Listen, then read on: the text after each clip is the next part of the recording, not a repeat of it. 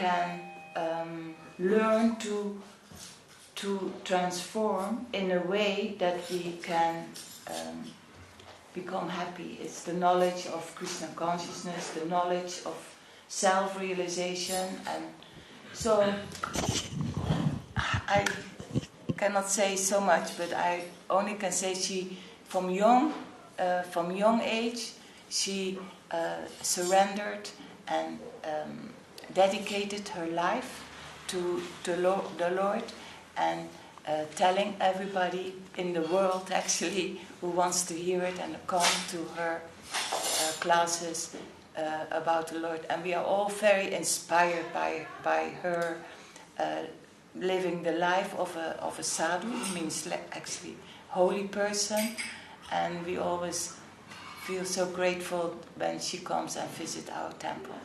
So, without further ado, Jai.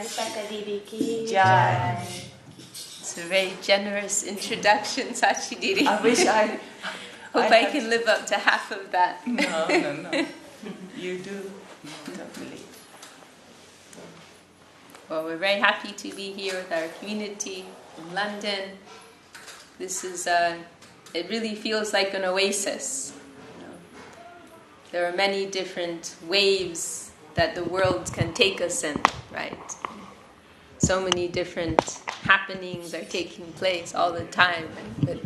But these temples are very precious because they are standing for absolute truth, right? They are standing for permanent truth, right?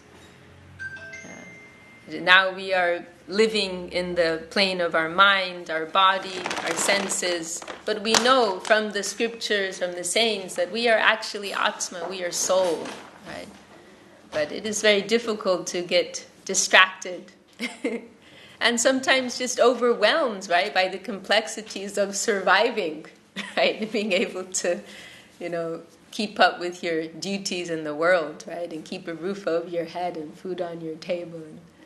And so we're very grateful to those persons who are taking time out to maintain places like this, so that we can come and when we have the capacity, when we have the time to connect, to plug in, and feel that affirmation, oh yes, this is really what the purpose of my life is about, right? And this is the real, not only my life, but the purpose of all souls, right? Human, plant, animal. It is the most broad thing. It is the most broad thing. And I was listening just earlier to one talk from our guru, and he was recalling this one incident that took place. This is like going back maybe 100 years, and our grandfather, Guru Srila Sridhar Maharaj, who's pictured here in the center, extraordinary philosopher and speaker, and we have many of his books here, Srila Sridhar Maharaj, his name.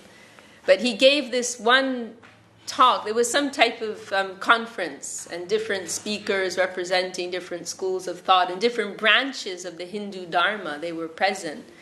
And after his talk, many of the persons who were in attendance, they were completely astonished and impressed by his presentation. And some of them came up to him afterwards, and they said, previously we thought that this Vaishnava Dharma, right, this is one way in which what we're following is described. Because Hinduism, it's like an umbrella term, right? It's referring to many different paths, right? Many different lines of thought. And so they came to Srila Sridhar Maharaj and they said, previously we were thinking that this Vaishnava Dharma is like one branch of Hinduism, or it is like one small sect, right? But after hearing what you've said today, we feel that this isn't just, like one branch or one path, but this is a universal religion, right? This is the Jaiva Dharma. This is the Dharma for all living souls, right? It is not a sectarian concern.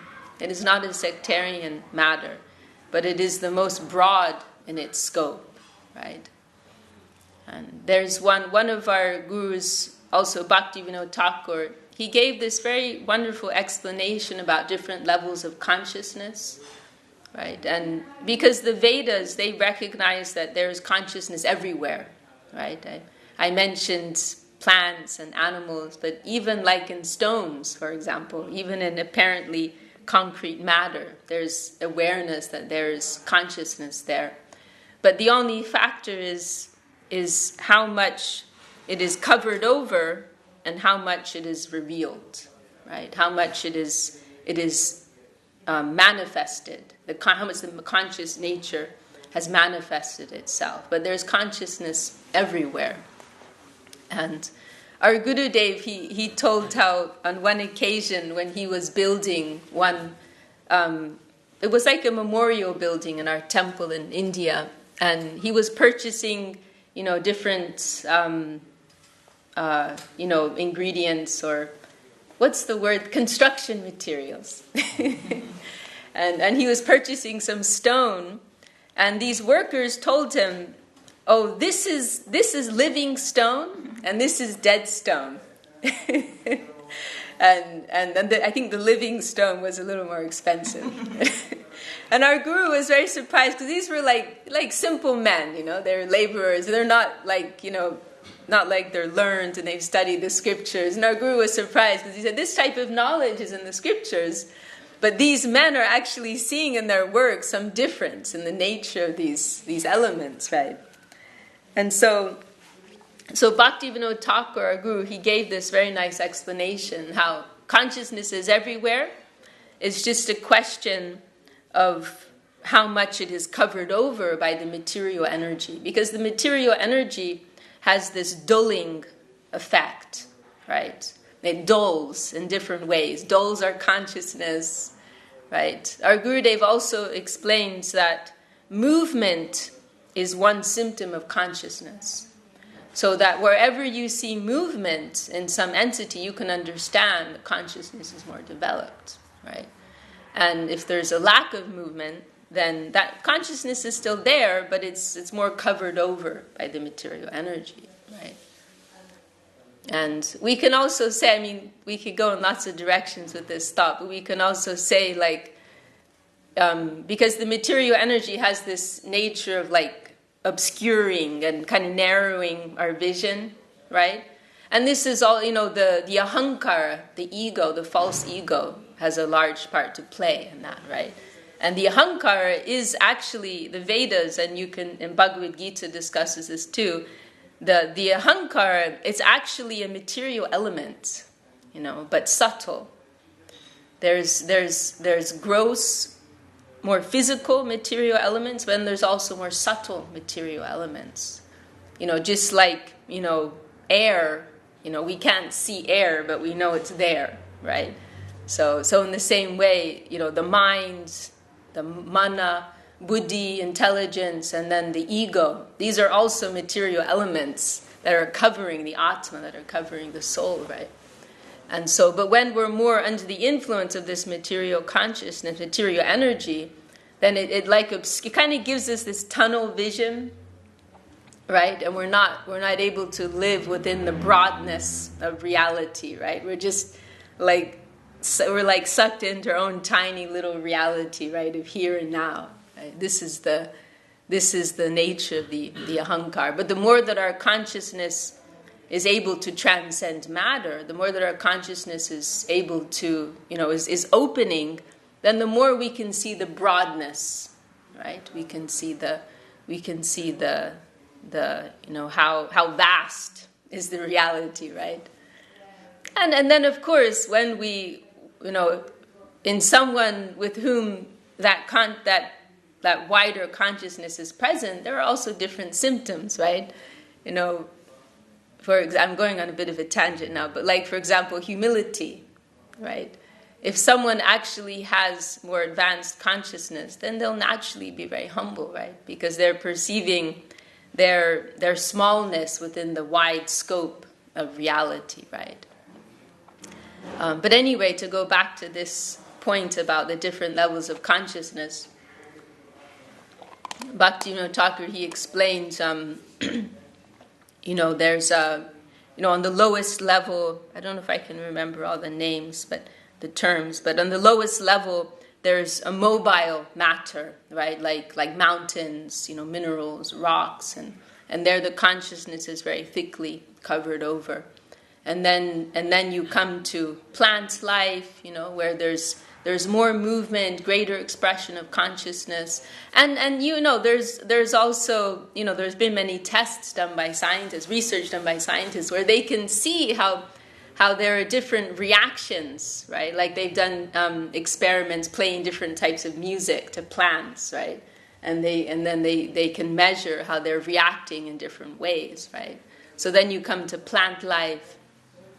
Then you come to animal life, where their consciousness is more developed, more evolved, but still it's somewhat restricted, right? Generally, animals, they can just live according to their instinct, right? They don't have, and it's actually, interestingly, it's actually mentioned in the Vedas that animals, they don't actually create karma for themselves, but they're just burning off karma. And this is actually this is the gift of the human birth, but it's also one of the risk factors, right? Because in the human life, we are held accountable for our actions because we have consciousness, right? It's just like for example, sometimes a mentally unwell person, they may be treated more, if they commit a crime, right? They'll be treated more leniently, right? They may just be put into an asylum, right, rather than go into harsh prison life, because they're recognizing, they're just mad, right? They can't be held accountable, right? They have some particular mental condition, right? And so in the same way, animals, they don't actually incur karma from their actions, but they're just living out their karma.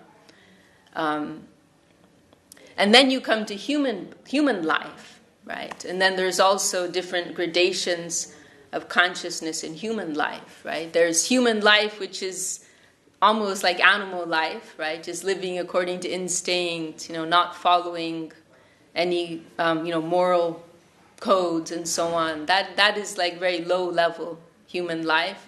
And then next level is you come to human life that is guided by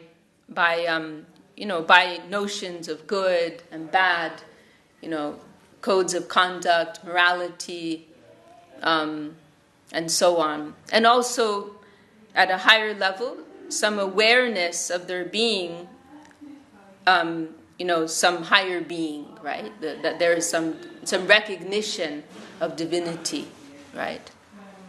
And then the highest level that he describes is this, he uses the analogy of a blossoming flower, right? So there's the bud of consciousness, then there's blossoming consciousness, and then fully blossomed, achadita, cheta, purna, what is it? Purna vikashita, purna, fully, there's blossoming and then fully blossomed consciousness, right? And so this is where he speaks about Vaishnavism. Why? Because there's you could say, and we're speaking in terms of the ideal, right? But what is the specialty of Vaishnavism? That you could say it's free from okay, let's put it, I don't want to say anything that will get me in trouble. Let's put it this way. It's based on the spontaneous expression of the heart, right? Of the pure heart, not constrained by shoulds and shouldn'ts. That's what I want to say. So, in a sense, you could say lawless.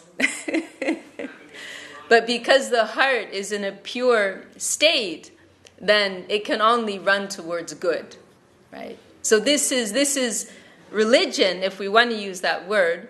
This is religion that is based upon the natural, spontaneous pull of the heart, right, towards the divinity, right? Not. There's no conception of like formality. That's what I want to say, right? And another line of thought which comes to mind here also is Bhaktivinoda Thakur. He was a great pioneer of Krishna consciousness, active in the early 1900s. And and he wrote many, many books. And but he made this other interesting analysis that all human behavior, or all behavior, we can say in general, is motivated by 4 different ideals, right? And the lowest level is fear, right? That you do something because you're afraid of what will happen if you don't, right? You're afraid of being punished, right? You know, you follow the laws of society because you're afraid of going to prison, right? Or you're doing what your mom said because she's going to slap you if you don't, right? So being motivated by fear, that is the lowest. And then the next level he described is gain or prospect. That, oh, my mom will give me pocket money, right? Or I'm going to earn a lot of money if I do this, right? Or I'm going to earn a lot of followers. I'm going to gain a lot of followers, right? So the notion of gaining something, this is the next level. And then the third level is the conception of duty, right? That there's selflessness there, right? And that's actually, for a human person, that's a pretty high level, actually. You know, in a world of selfishness, in a world where we struggle with our desires, right? To embrace this conception of duty, that this is what I should be doing, right? This is what's good for me to do, and also good for others to do, good for my environment, good for my society, good for my family, good for those who are dependent on me, and also good for me, right? Whatever I is at present, that may be fighting with that. Might want to go run away somewhere, go scuba diving and wherever, right? But I know that this is according to, all the advices of good people, according to the advices of the scriptures, according to my logic and common sense, this is the best thing for me to do, right? So duty, that is actually a very noble way to live. And this can also be equated with karma yoga, right? What is discussed in the beginning of Bhagavad Gita. And this is also the principle that the ancient, what's called Varnashrama system in India was based upon, and which unfortunately became quite corrupt. But that was the original idea, right? That this is the best way for a society to, you could say, like live together harmoniously and express their human nature and simultaneously transcend their human nature, right? So duty, right? This is pretty high, for human beings in this world. And then and all of these different ideals, they can be applied in different spheres of life also. We can take it in a broad way and say it applies to pretty much everything. But we can also take it into the sphere of our spiritual practice, right? Or religious practice. People also approach religion in all these different ways, right? And particularly in the presentation of the Vedas, right? It's very, very broad in its scope. And the Vedas are kind of like throwing out a hook for everyone, right? They're like, take your pick. Where are you at? What are you ready for? How are we going to hook you in? So those are the first 3: fear, gain, and then duty, right? But then there's also a third, and this is the highest, and that is love. Right? Love. To be motivated to do something out of love, right? Not because you're afraid of what will happen if you don't, not because you're going to get something out of it. Piyush, welcome. Not because, I should do it. It's what I'm supposed to do. But I'm doing it because my heart is pulling me there, right? And so this is the aspect which is explored extensively in Vaishnavism, right? Or in the in Krishna consciousness, whatever term we choose.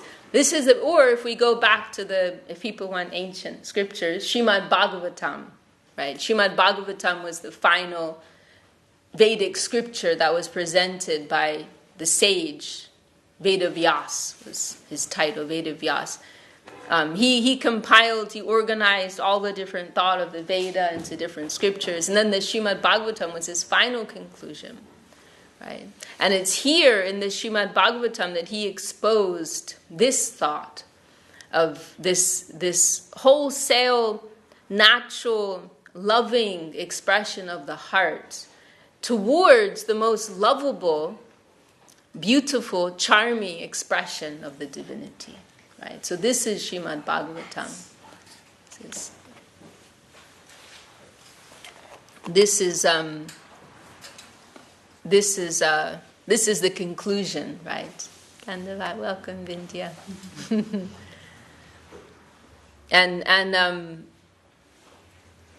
So the very name Krishna, it's referring to attraction, right? So the whole notion of love and adoration, worship of Krishna is based upon this conception of natural attraction of the heart, right? And yeah, I mean, there are many ways in which we can discuss this. You know, we can say also that Krishna embodies everything that we are searching for in every moment of our lives, right? You know. Like I like one expression of our Gurudev that he said, how can we expect to achieve happiness when we have rejected happiness himself, right? Like in the Vedic thought, everything is a person actually. So happiness is a person ultimately. Happiness is personified in Krishna, right? And then we can also discuss here rasa, right? Rasa means the taste, the joy, the ecstasy that we are seeking in every moment, right? And the problem at present is that we're seeking that rasa through our senses. We're seeking after prakrita rasa, right? It means material rasa, material pleasure, material taste. But that will ultimately frustrate us because we are not these senses, right? We are not this body, which ultimately is going to shrivel up, right? But we are the eternal Atma. So aprakrita rasa. Aprakrita means supramundane, divine, spiritual, transcendental. That's the type of taste, pleasure, fulfillment, joy that we want to find, right? And so that is what is represented. That is what is embodied in Krishna. And one of the great philosophers in our line, Jiva Goswami, he gave this very nice explanation. The kind of like generic Sanskrit word for God is Bhagavan. You know these, right? And literally, Bhagavan means, I'm probably pronouncing it wrong, I'm sorry.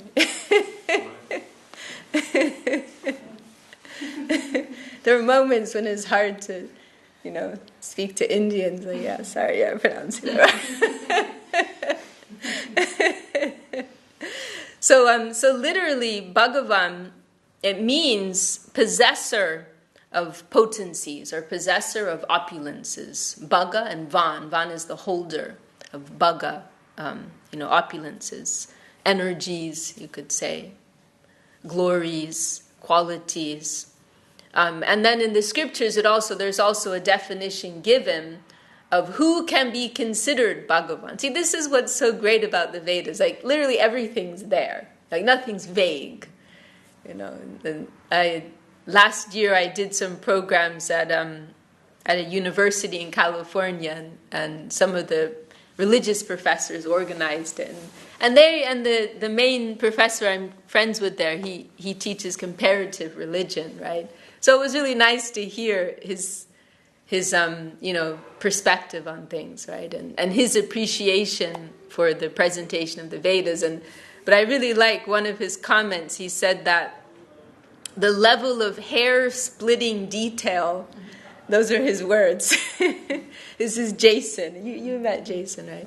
He said the level of hair-splitting detail that you find in the writings of the rishis, the ancient sages, right, who are contributing to all the Vedic texts. He said the level of hair-splitting detail that they have in their writings, it cannot be. There's nothing that compares, right?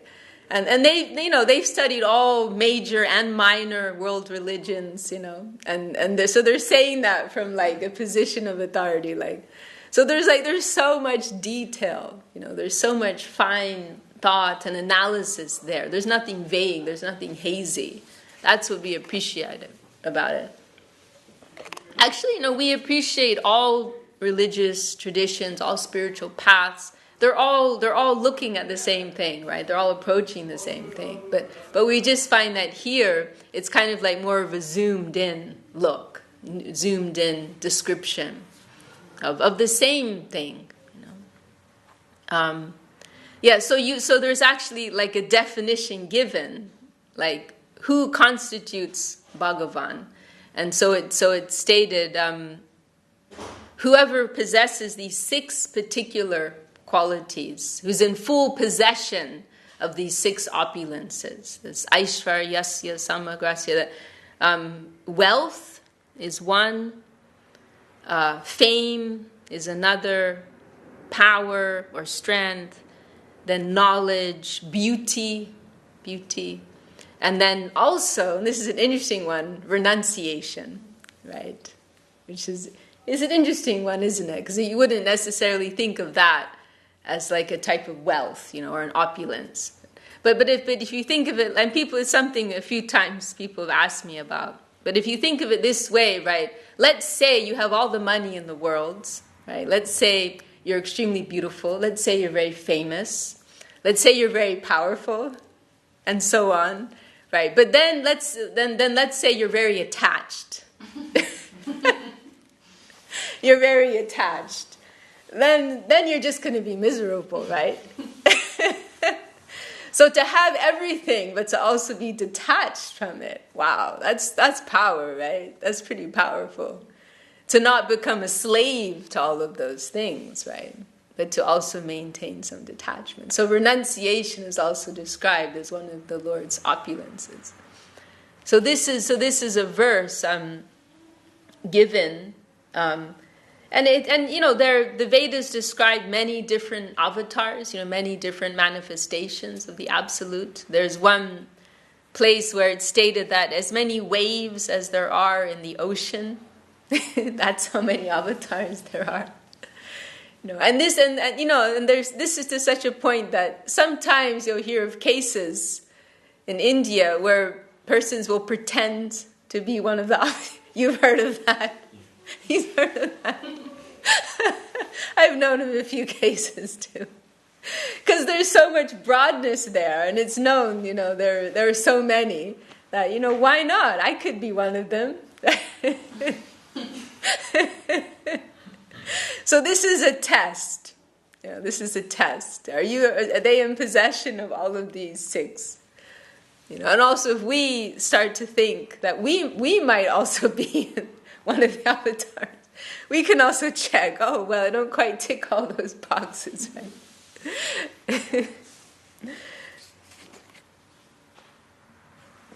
But then this is what's very interesting. Jiva Goswami, who's this great philosopher in our line, he says, he has this expression, bhajaniya sarvashat guna vishishta.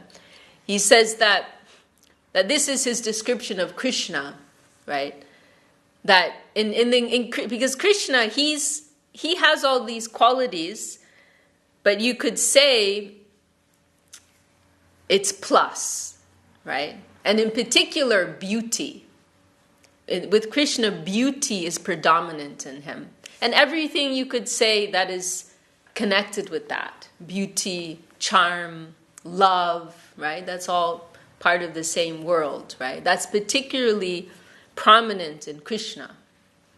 Whereas some of the other qualities are a little more, they're there, but they're hidden, right? Like in the case of power or strength, he has that, but it's being eclipsed by his beauty, right?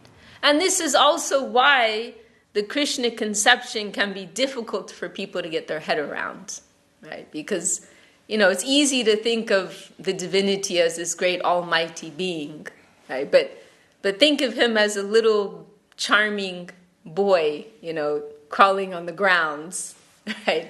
That can be difficult. Or having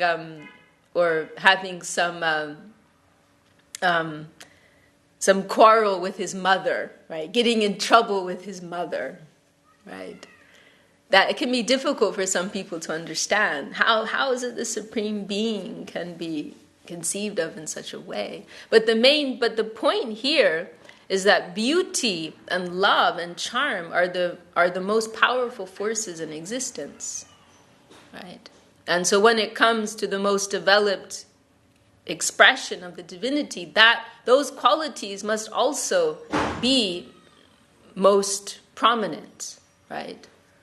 Beauty, love, and charm, right? At the expense of power, knowledge, strength, and so on, right? Because these are the things that, if we think about it, if we take that example of a small child, right? Haven't we all experienced being completely bewildered by the charm of a 4-year-old child, right? Some of the most powerful people in the world, right? They can go home and have their toddler, crawling, have them crawling, playing piggyback, right? The little child can completely control their parents, right? So we can understand it in some way, although at first thought it can sound a little odd. But if you really think more deeply, you think outside of the box, it makes perfect sense. If you think in terms of the heart, right, then everything makes perfect sense, right? But to go back to this statement of Jiva Goswami, this very nice expression, he says that when it comes to the conception of God in connection with Krishna, his nature is that through all of his wonderful qualities, he irresistibly draws people towards himself, right? And so it's not a case of, right, this is God, I'm supposed to bow my head, right? Or this is a religious practice I'm supposed to follow, or whatever. But this is where my heart is pulling me, right? Irresistibly, my heart is taking me there, right? So wholesale expression of the heart. That is Krishna consciousness. Maybe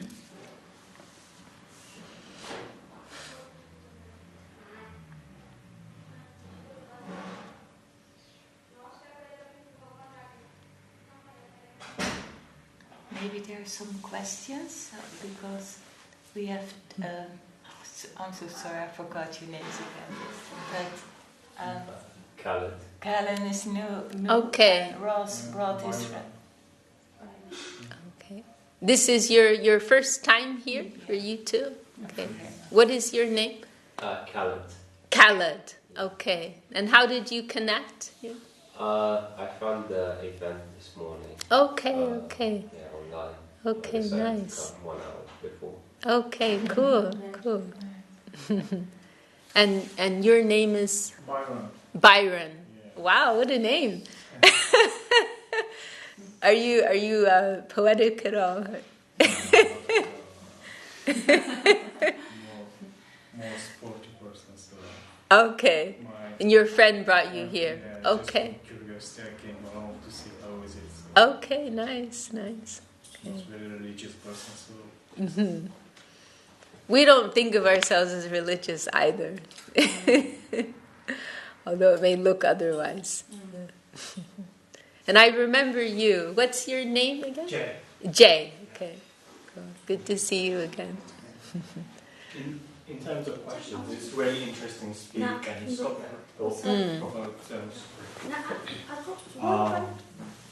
You mentioned earlier that there's consciousness in everything. I guess a state of decay would be a sign of not conscious, as in like a dirty house that's left on its own is not conscious, right? And then it continues to rot.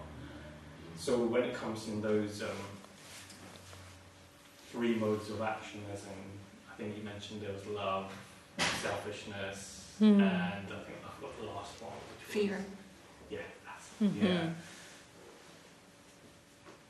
If you're, I guess, showing love, but then that relationship's in decay, where would that fall? Like, was love worthwhile if you're giving and not receiving? Does that make sense? Well, you brought up a few different points there. Yeah, I know. I was combining everything. I was listening. Yeah, no, it's great. Okay, well, you mentioned the dirty house, and then you also mentioned a relationship that's not being reciprocated, your level of love and commitment. It's very difficult to, I guess, like, I don't know, like, if you love your job, you can continue giving, but if you're not receiving anything, then they get toxic, don't they? Or they call it.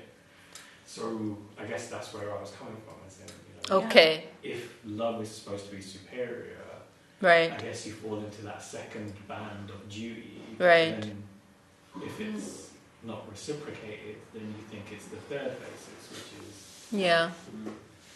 Well, we're living in a muddled world, right?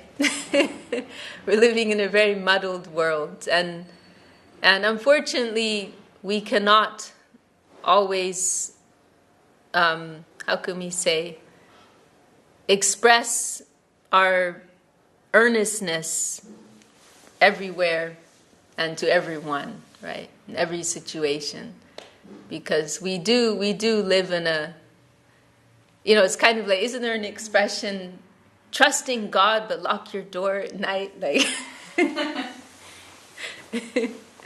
And I think we have to know, like, when to apply, right, and when to express certain things, right? So for example, when it comes to love, right, whether it's for, you know, a job or a relationship, you know, we have to come to the understanding, and it may be painful, that, you know, if we're putting so much energy into something unstable and temporary, we are going to be disappointed, right? And so we have to understand what's truly stable, you know, and I would say that everything that's connected with our spiritual growth, that's going to be progressive, that's going to be meaningful. Because why? Because that's based on permanent truth. But if you're putting that into, you know, we are limited, finite beings, right? And if we are trying to give our heart and our earnestness to other limited, finite beings or entities, then we're going to inevitably be frustrated in one way or another. By nature, we are seeking the infinite. That's our nature, right? We are part and parcel, right, of the absolute. Like that is our source. And there's some quality of that within us also. There's a spark of the divine within us also. And so by nature, we are searching infinite, right? But if we're searching for infinite within the finite, it's not going to have a happy ending, right? If we're searching unlimited within limited, then we're going to be disappointed, right? And so it's a bit of a balancing act, actually, like being able to make, because we also don't want to become just cynical, miserable beings, right? So it can be a bit of a balancing act, you know, knowing how much to give, right? And when and where, to who, if, also, there's an if there also, right? And, yeah. Oh, wow, Ishan. Wow. Very nice to see you. Jai, Ishan. Very nice to see you. No, you. It's for you, please. Very nice. So, I mean, I can say in my own life I feel very blessed because I met my guru, who was like an actual genuine saint, and I had the opportunity to go and live in India and hear from him and try to serve in his mission, and for me, he's the one constant in my life. Of course, he's no longer present in this world, but I feel that spiritual connection. And I'm trying to continue, with serving his mission. Wow, Satish Ji. And so I feel that to be a constant in my life, right? Why don't you come a little closer, Jay? You're okay, yeah. And he was genuinely someone who had no agenda, who didn't want to take anything from me or anyone, but he only wanted to give, right? And he proved that to me in many different occasions, actually, that he wasn't out to take anything from me, but he only wanted to help me. And so, like being able to have had that type of experience is very powerful, very enlightening, right? And so, yes, in this world, it's very easy to become disappointed, because everyone is finite, everyone is fallible, right? Everyone makes mistakes. But I think it's important that we find a center that is stable, right? And for now, that might be within yourself and feeling your own relationship, with God, with the divinity. And if you can, find some way in, for example, like this community, or if you find some, like-minded persons, with whom you can share these meaningful things with, that's something more stable, right? And then in other cases, we give to a certain degree, but we don't need to give our whole heart, right?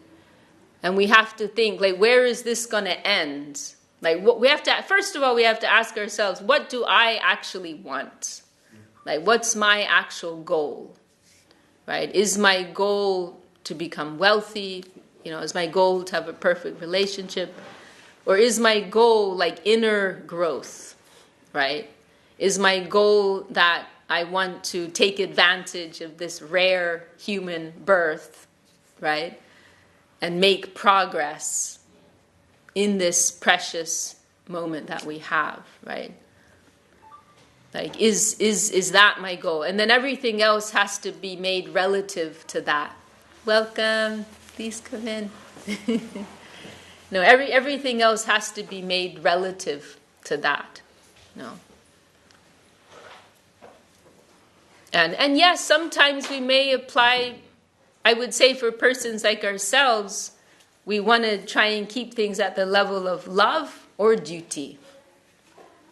And Srila Sridhar Maharaj actually made some comment like that. When there's no love, there's duty, right?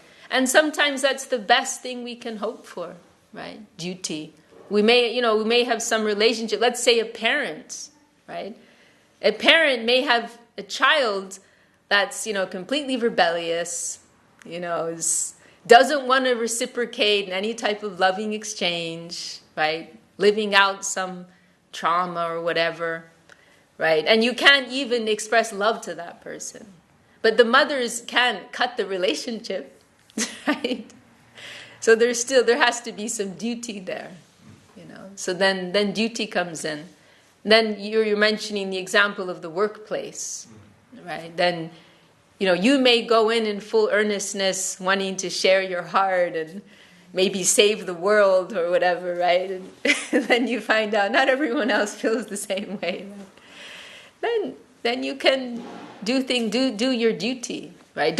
Your energy is precious and limited, right? Your heart, your earnestness, these are all very, very precious. they say, this is a bit of a harsh, I think it's a biblical expression, don't throw pearls before swine. It's a bit of a harsh expression. But have you heard that before? Yeah. So, you're a precious human being. Why should you give that? Why should you share that, on barren ground, right? Or persons who aren't really appreciating that, right? And it can be difficult because life is dynamic, right? And people are evolving and sometimes devolving for a little bit, right? And so what I mean to say is sometimes we may have situations or relationships that are reciprocating with us, but then that may fall apart, right? So we have to like keep our eye on the goal, right? We have to remember, we have to keep that bigger picture, right? That, we come into this world alone, we leave alone, right?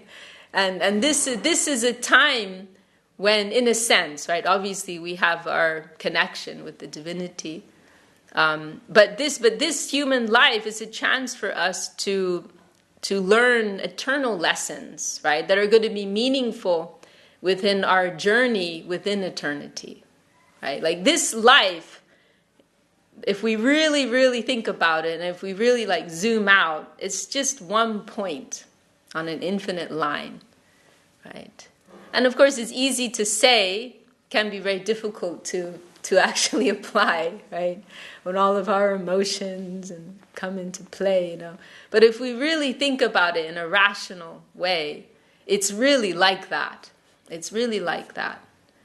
And who are our family, who are our friends in this life now, it could be a completely different set of cards in the next life.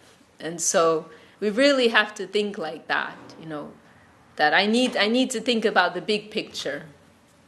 And ultimately, I'm trying to, within my experiences in the temporary, I'm trying to collect,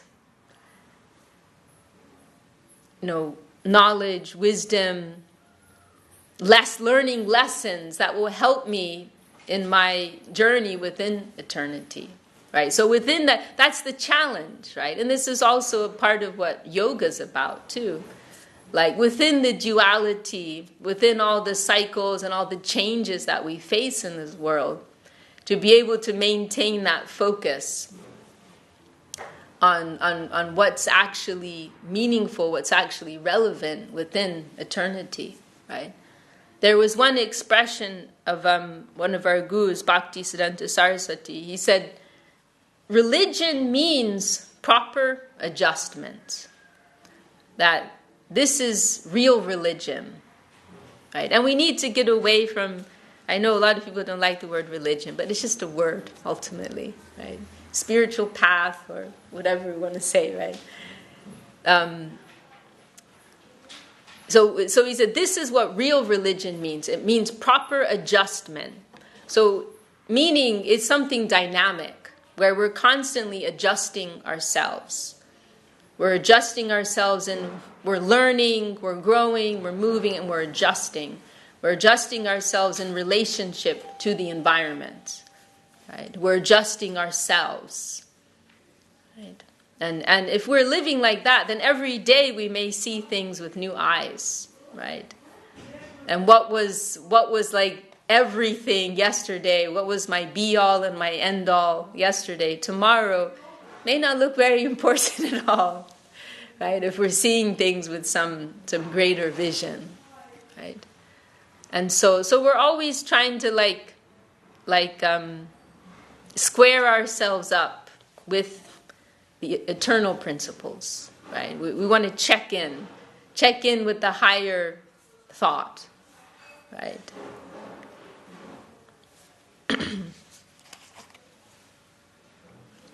And yes, we do have to, we can expect to apply the principle of love in every situation, right?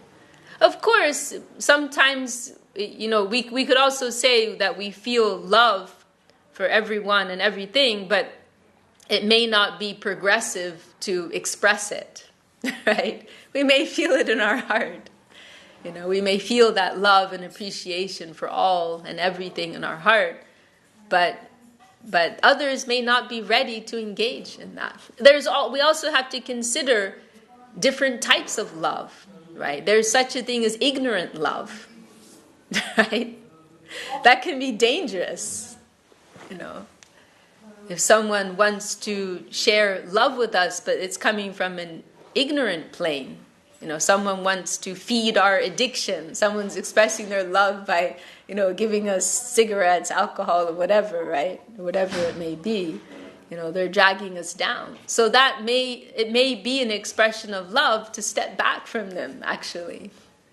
That may be better for them in the big picture of things, right?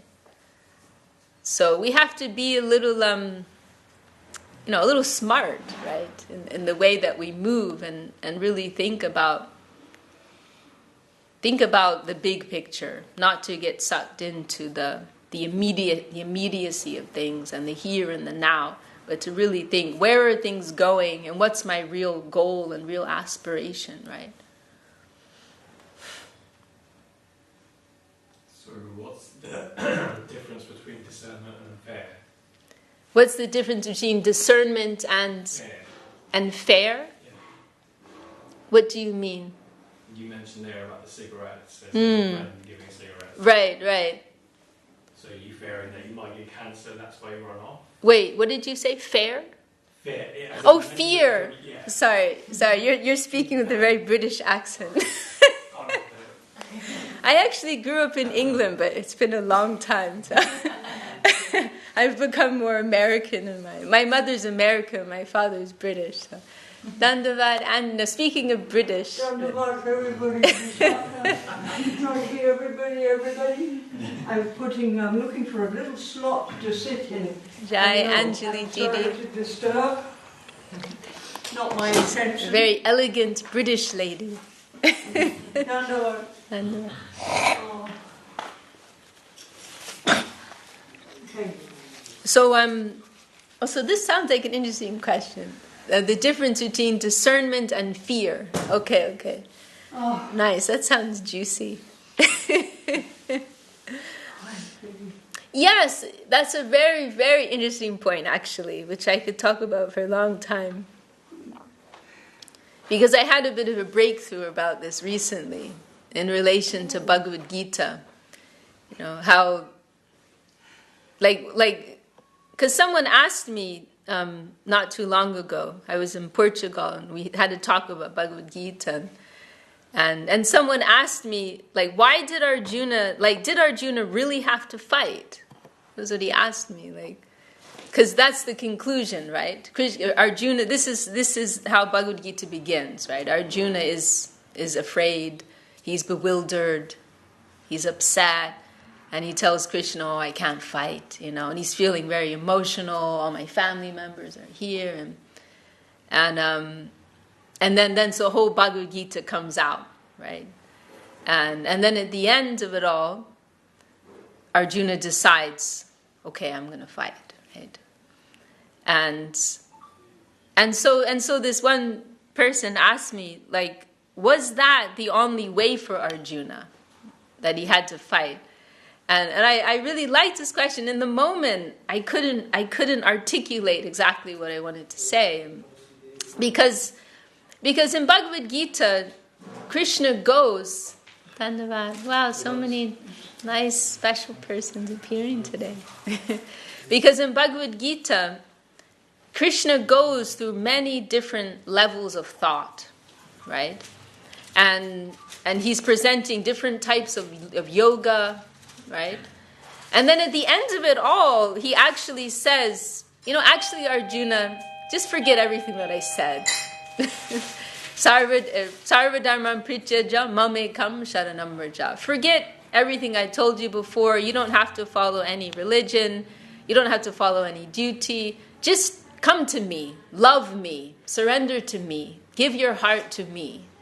And that's all you have to do, right? So he gives this conclusion at the end of Bhagavad Gita. And one of our gurus, Bhakti Yoga Institute, he gave his opinion that another response to that statement of Krishna would be to just walk away from the battlefield, right? And he mentions one close associate of Krishna called Uddhava, who's actually more intimate with Krishna than Arjuna, could say. So Uddhava's response when Krishna said that, 1866, Bhagavad Gita, Sarvadharma Pujya, Uddhava would have said, you know what, forget it. I don't need to fight anymore. I got better things to do, And he would have just left the battlefield, right? But Arjuna still chose to fight. So it's very interesting. There are all these different angles and levels of thought that are being given there. And then this person asked me, like, was that the only answer for Arjuna to fight, right? And in that moment, I couldn't answer it properly, but I thought about it a lot afterwards. And I was reading different commentaries. And then this is the answer that came to me, that the reason that Krishna gave that instruction to Arjuna in the beginning is because Arjuna's motivation for not fighting was wrong. Like, it would be okay to not fight. But what's your motivation for not fighting, right? That you're squeamish, or that you're overly sentimental, you're getting emotional. It's like, for example, if someone says that they're a pacifist because they're afraid of blood, right? That's not really a very good reason to be. If someone says, "Oh, I object to violence," and so on, and like I'm not afraid to fight, but I object in principle to fighting, then you can respect that, right? Or I'd rather use my time for something more meaningful, then you can respect that. But you hit the nail on the head. Fear, right? Fear is not a good reason for anything, actually, right? So yes, you made a very, very good point. There has to be a distinction between fear and discernment, right? And we don't want to be motivated by fear, right? But then, on the other hand, sometimes by whatever way you come to the right choice, it's still the right choice. That's another thing, right? That one way or another, you're still doing the right thing, right? Of course, you're at a lower level, but you still have a chance to progress from that point, right? And there's a verse later in Gita where Krishna says, he says, 4 types of people approach me. And artha, artatika, jigyasa, jnani. Those who are suffering, those who are, so that would be like, for example, that expression, no atheists in the trenches, right? Fear-based, right? So Krishna says, these 4 types of people come to me, those who are suffering, or fearful, you could say, those who are seeking, this is going back to that same line of thought, right? Those who are seeking some wealth or gain, those who are just curious, he says, and then actually enlightened persons, right? But then Krishna says, actually all of these people are dear to me. He says, obviously the enlightened person, they're at a higher level, right? But all of these persons are blessed souls, right?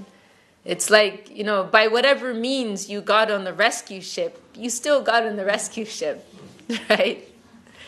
You're still on the right track, right? And this is also why, sometimes the, how can we say, scriptures and also just, guardians, we could say, in the world, they have to adopt different approaches to help people. Like what about this situation? You're trying to help someone who doesn't want to be helped. You're trying to help someone who doesn't know that they need help, right? Like someone like a parent or a teacher to face so many challenging situations like that. So then you have to kind of change your language a little bit. It's like that I have this person's best interest at heart, and I know what's best for them, but they don't know. And if I just tell them straight, they're not going to hear it. So I gotta give them some hook, right? I gotta give them something in their language, right? For their sake, right? So they don't get in trouble, so they don't cause disturbance in society, so they don't ruin their own life, right? So then you may have to adopt a little bit of a fear-based instruction, or gain a profit-based instruction, right? Because some people, that's just the level of their mentality, unfortunately. They're not able to go. There's even a verse in Bhagavad Gita saying, like, don't waste your time trying to speak higher truths to ignorant people. Right? Don't wait. You're just going to confuse them, and it's not going to go anywhere. So just encourage them to engage in duty, something like that. Just encourage them to do something good, but don't confuse them, don't complicate things, talking about these higher ideals and high motivations, right? So there is a place. So fear has a place, you could say, for lower-minded persons, but obviously, yes, for someone like yourself, you're trying to progress in a more conscious way. Then yes, that is something that you want to avoid, right? It's something that also like if I'm looking in the world that I live in, I live in ashrams and and sometimes people may join an ashram because they don't want to deal. They just don't want to deal, right? They don't want to deal with paying the bills and don't want to deal with family and so on. Now that's not a very good motivation to join an ashram. But still, at least they've joined an ashram. They could be, taking drugs on the corner around the street, right? So at least they're doing something good. And then you also have people who are joining the ashram because they're inspired by the ideals that it stands for, right? Or like one of our sannyasis, he told how Srila Prabhupada, he joked with him, he said, so sannyas, right, the order of renunciation, a monk, he told him, oh, nobody would marry him, so he became a monk, right? Nobody would have me anyway, so I'll just become a monk, right? That's not a very good motivation, but at least you're doing something meaningful. It's a start. It's a starting point. Right, so that's another thing, right? We want to have this generosity in our view, right? And the scriptures, the saints, they're taking that type of view, right? Okay, everyone's in some different place, but wherever they are, let's lift them up. They can begin. They can begin from this point, right? But if we have some consciousness of higher principles, and it's our privilege to be able to try to live up to that, right? To live up to that.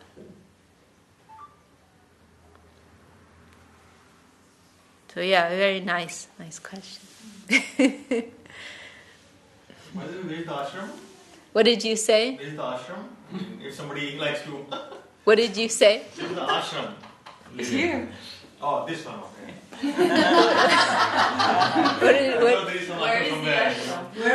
I was speaking in general. No, we don't know. I'm going to get myself in trouble. I'm speaking in general. Okay. I think he wants to join. This is the closest. Yeah. Okay.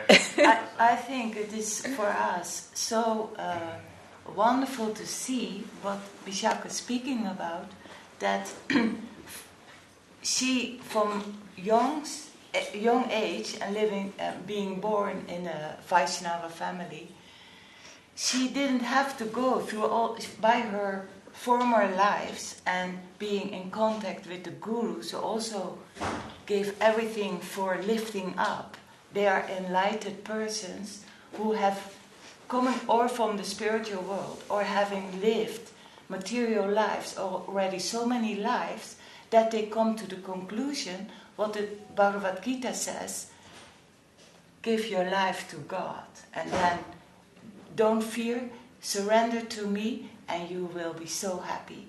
That is living with the Atma. You're spiritual. You're not this bag of flesh and bones and blood. You're not that. We think we are.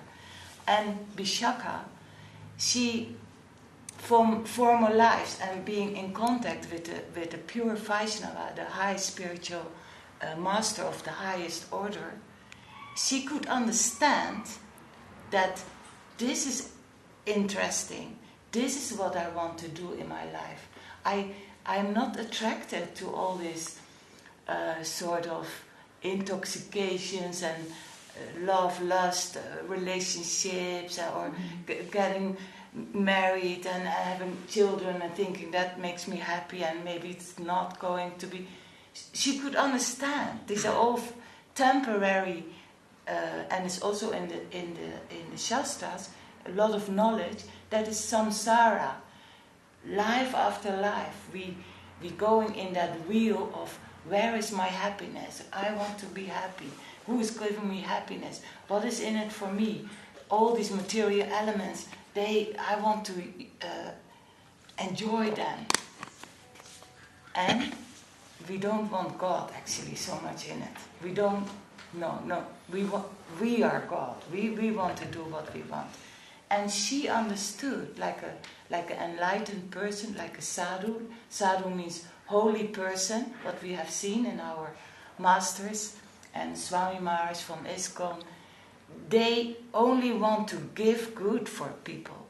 They by studying, by meditating, by worshipping, by reading the scriptures, they get their soul completely fulfilled with knowledge and ultimately love for God. They understand the mind and the intelligence and the trickiness of the mind, the trickiness of the intelligence, although that is so high praised in this world, like the highest. She saw and she heard from the masters and read in the Vedas that that's all tricky business.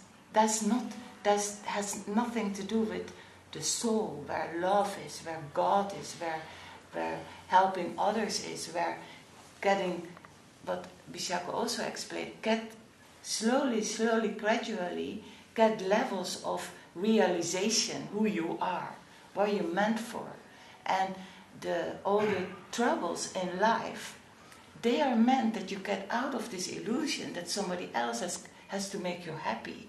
Or a job has to make you happy, or fame will make you happy, and not saying that everything coming from Krishna, everything coming from God. So she sees that everything is God, everywhere is God, everything by His will, by His love for us. Slowly, all these layers over our particle of God, they by practicing, by chanting His holy name, by associating with the devotees, by taking prasadam, that these layers will go eventually. And eventually, what Vishaka already realized when she was very young, she didn't have to go through all these fear and the calamities, the perplexities of the material world. Maybe something, but I mean, in general, her faith was so strong, and her love for God and for her understanding of the scriptures was so strong. She didn't have to go what me too all had to go through, because she understood she wanted to live a life what is worth living for. They say an unexamined life is not worth living. There's a Socrates or something. Like, you have to examine why things happening. Why did I get cheated? Why did I get disappointed? Because these are layers of understanding to blow the bubble of illusion and ego, what we make for ourselves. We concoct the whole thing in ourselves. But we have to listen to people who have higher knowledge. What we have done now, today. they can instruct us, they can encourage us that your whole happiness is inside of yourself by refining your consciousness, refining what you think, refining what you speak, refining what you do. And then that happiness, because you're a particle of God, then God comes in your life and you get a relationship. That is the journey for everybody. And then we can say what Krishna says in Bhagavad Gita, just give up everything, surrender to me, what Vishaka did. She surrendered to God, she submitted her life to God, and here we have a beautiful, like, pure living example of a human being who gave the life to God and to want to help everybody and don't want anything for yourself. She doesn't want. She has nothing, and she's very happy, more happy as all of us together, maybe. Can we start arati now? So. Very kind.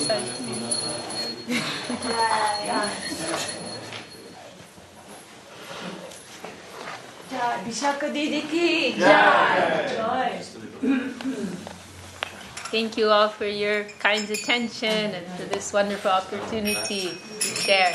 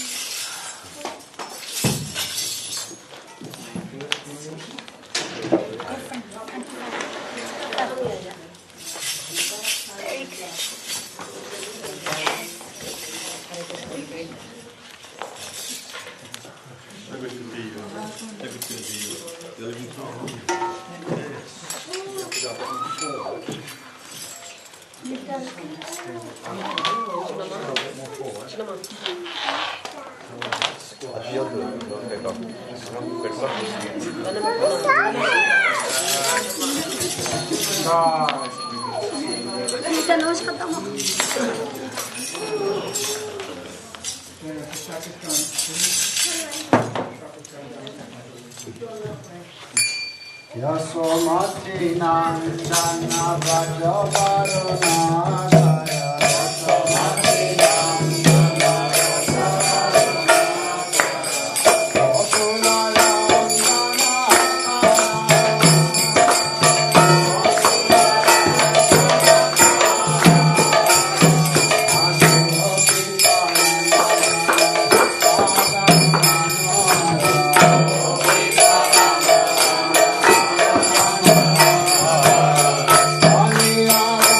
Bhakti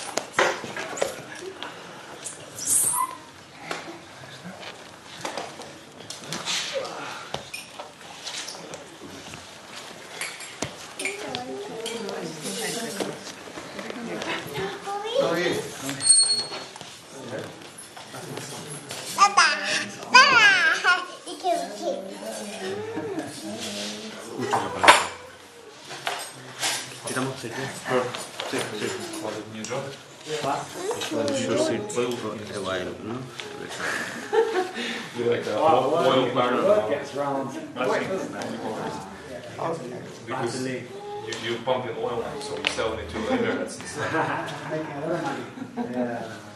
I know there's a refinery in there's quite a huge refinery around Southampton. I was looking to start working here because the only disadvantage they have like a sheets. You have to stick with the sheets. Don't work on Monday to Friday. No, what we doing here? I like to go in. Let's start with the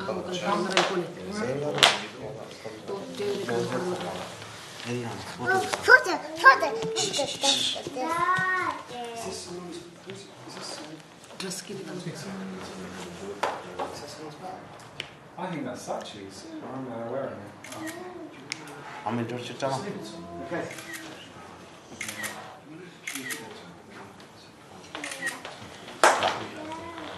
No.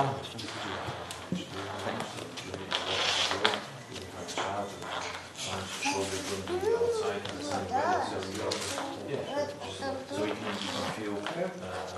Thank you.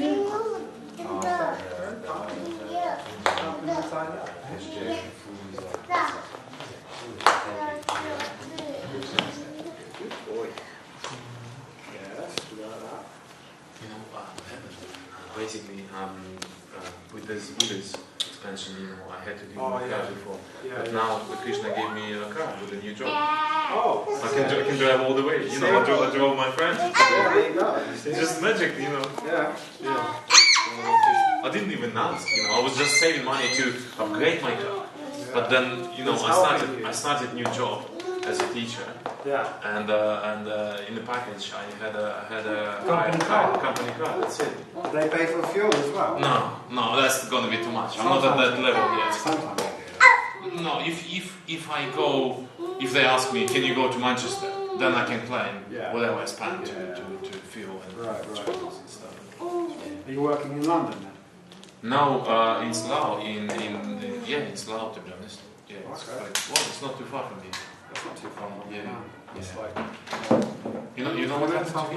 Happened like magic. I started a new job as a teacher, and part of the package is the company. Sorry, what was your name again? So now I was driving all the way leaving my car outside, Normally we do it.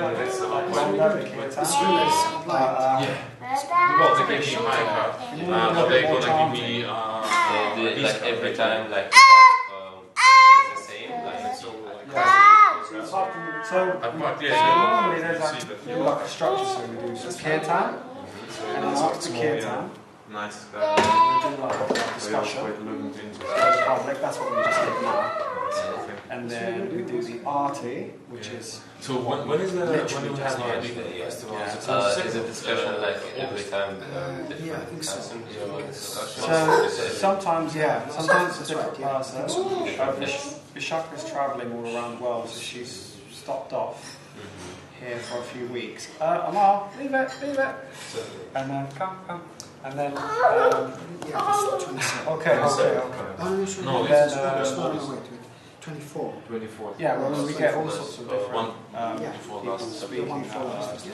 People that have been doing it for many years. Lunch. Because it should be something like someone who's speaking should be someone who's like, they have some qualification, not just like talking, like they walk as well. So otherwise it's like, it doesn't resonate well, yeah? But yeah, we have a lot of devotees that travel around the world and they stop through and they give some classes and stuff. Like I'd say like a mini I don't know, it's a workshop and lectures and stuff like that. But it's really good. I found it really cool. We do prasadam now. We basically offer so it's vegetarian meal. We offer it to Krishna, we offer it to God. So the idea is we're utilising everything around us for the pleasure of the Lord, and then by offering it to Him, then that kind of like that helps us progress spiritually. Because of obviously the act to try and get all those things together. But also, it's like you then don't become part of the karma cycle by doing that. Because normally people, what they do is like they see a tree, they chop it down, they're like, yeah, I'm going to make a house out of that. You know what I mean? It's all about them. Whereas we're trying to do everything that we do, it's for loving devotion. We're trying to cultivate devotion, selflessness, like that. And so our food that we offer to the Lord is blessed. Yeah. I've been going through a breakup. So me too, man. Literally in the middle. Yeah, that's why like I'm trying to get like more like spiritual. Sometimes I feel like everything's happening for a reason. Like, think of it this way: like, had you not had a breakup, would you be here right now?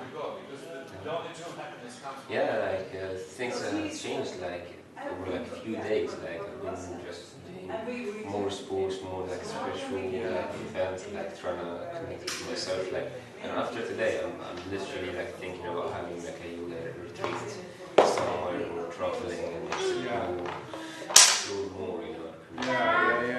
To do something for myself. Well, me and Vera are thinking about making like a.